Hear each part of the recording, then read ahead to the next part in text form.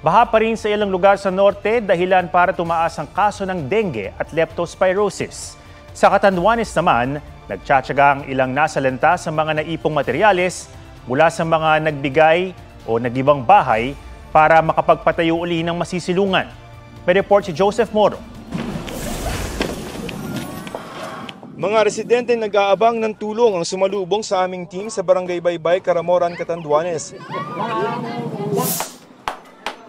Sa bayan ng Pandan, pinagtsatsagaan ang mga materyales mula sa mga nagibang bahay para sa repair. Wala pa rin kuryente. Matindi rin ang pinsala sa bayan ng San Andres. Kabi-kabila ang landslide.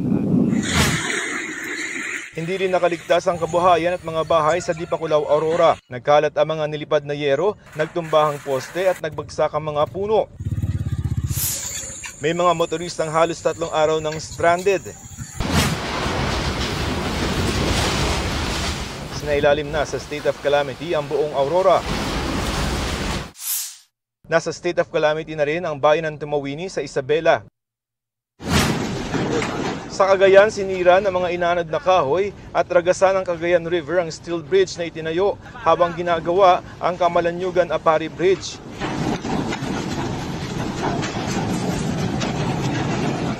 Sayang, Jambro. Sayang. Hindi pa rin humuhupa ang baha sa bayan ng Lalo. Gayon din sa Tuguegarao City.